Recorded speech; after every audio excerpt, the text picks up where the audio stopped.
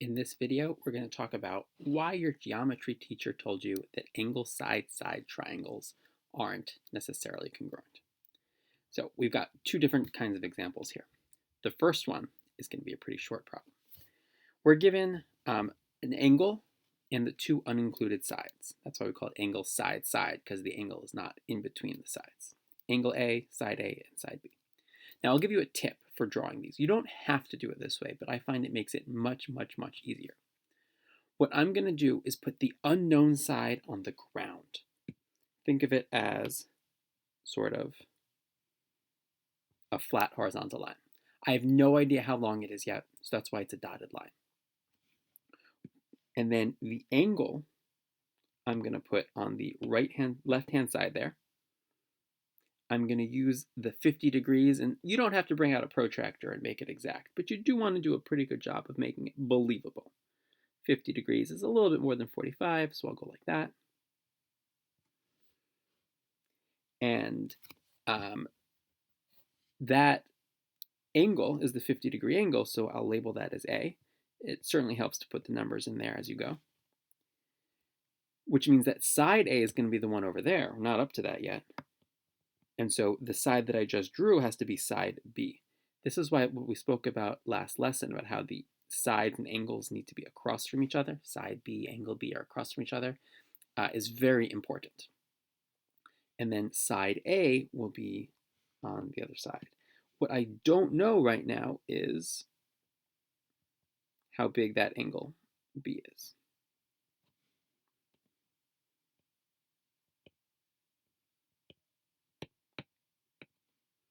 Now, because this was 9 was side B, so that means angle B is going to have to be the one down here, and angle C is the one there. And we can also label side A as 5. And I'm going to rely on that chart that we had before, where I list everything that I know. Even if it's already written down just on the other side of this screen, it's still worth taking a minute to write. And if we look at what we have, we've got the angle side pair, side A, angle A, so I know I can use law of sines. And since the only other piece of information I have is side B, that means angle B is going to be the first thing that I find. And looking forward a little bit, well, if I'm going to find angle B, then I'll also know what angle C is, because we can subtract from 180, and then we can use angle C to find side C with the law of sines. It's worth thinking in the future a little bit just to plan out what I'm going to do. If I write them down in an order that doesn't end up being right, that's totally fine also. So let's set this up. We're looking for angle B, so I'm going to put angles in the numerator.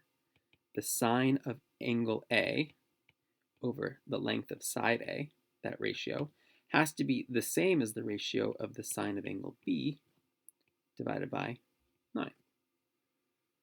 And so I can move the 9 over to the other side and say that sine of angle B is equal to 9 times the sine of 50 divided by 5. And there's no way you're supposed to know exactly what that is off the top of your head. So that's okay. We can leave it like that for just a minute.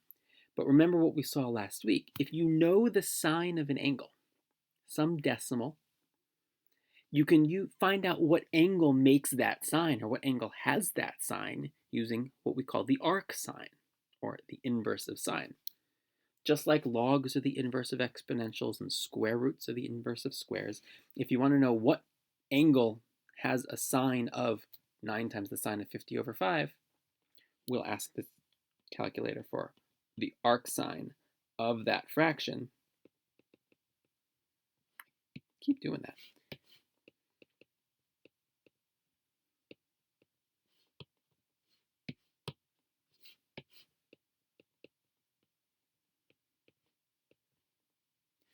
And we're not expecting you to get that off the top of your head. That's something you turn to Desmos for. And remember that Desmos, when you open up the window, is in radian mode, so we do need to turn it to degrees every time. And we can ask for the arc sign of 9 times the sine of 50 divided by 5. And that doesn't seem right. Desmos is telling me no. Desmos isn't supposed to tell me no. So let's see what happened here. If I look at just the fraction itself, 9 times the sine of 50 over 5, I get 1.37887. Well, there's a problem here. 1.37887. Remember the definition of sine? The sine of any angle is equal to the opposite leg over the hypotenuse. But since in a right triangle, the hypotenuse is always bigger than the opposite, that means the numerator of that fraction for sine is always smaller than the denominator, which means that the sine of any angle has to be less than 1. Can't possibly be bigger than 1. We'll talk about that, or equal to, later on. Which means that if I'm telling you that the sine of angle B is 1.37887, you should tell me exactly what Desmos told me, which is, no it ain't. Because there's no such thing as an angle whose sine is bigger than 1, which means this angle right here does not exist. And so we might ask, like, what does that mean that an angle doesn't exist? Well, if we take a look at this, here's the measurements we just described.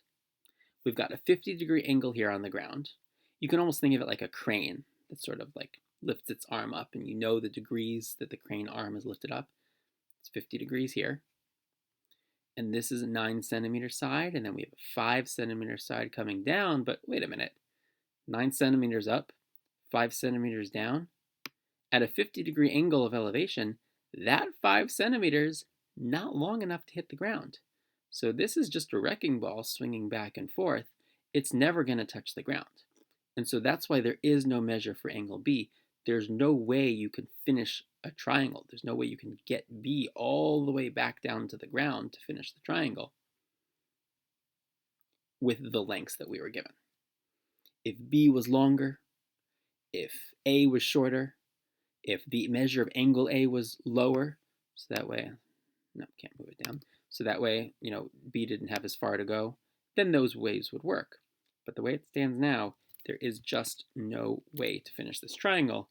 And so when that's the case, your answer is just a simple 3 words, not a triangle.